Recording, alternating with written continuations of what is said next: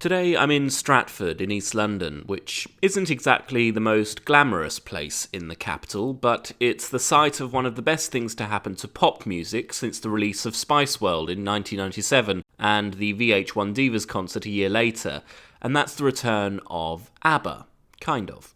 Stratford doesn't really scream home of the world's greatest pop band. It's also worth saying that this isn't even the centre of Stratford. It's sort of a former industrial area right next to Pudding Mill Lane DLR station just outside the Olympic Park. It's not exactly the West End. There used to be a particularly smelly glue factory close by, but there's nothing really around here anymore, although there was a pop-up drive-in cinema here back in 2020, so I guess that's something. But if anything was going to make Stratford more appealing to me, it would be what is, in my opinion, the best thing to come out of Sweden. They're followed closely by IKEA, Volvo, and depressing TV dramas about brutal murders, by the way. First of all, I'd like to say that as much as I'd like to use loads of ABBA's music in this episode, that's not really compatible with copyright law.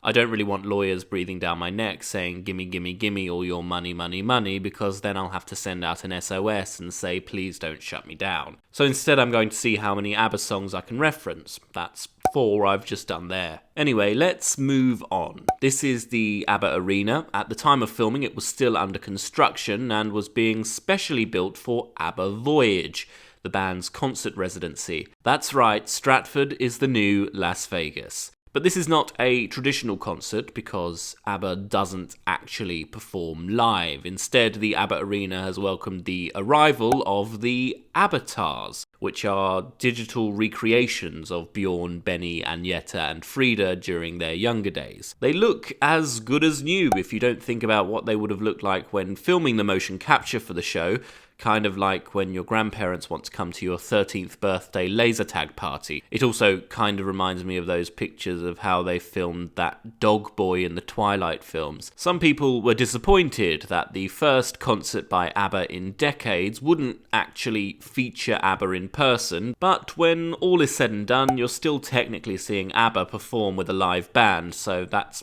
kind of the name of the game. The concert was announced around our last summer alongside ABBA's first album in 40 years featuring new songs. It's also called Voyage and received a mostly positive reception except for one particularly harsh review in The Guardian, which for once wasn't written by Owen Jones. Another review by The Guardian, this time of the actual concert, raises the question of whether these kinds of CGI performances could become more popular in the future. And let me just say, as someone who had a recurring childhood nightmare of Michael Jackson climbing through his bedroom window, the idea of him being reanimated like Carrie Fisher in that Star Wars film nobody liked is slightly terrifying. But I can't say I wouldn't love to see David Bowie live. ABBA Voyage was initially due to take place in 2019, but because of technical issues and this thing called a global pandemic, it was delayed. It was also supposed to be a tour originally, but now it's a residency, which is supposed to run until October 2022,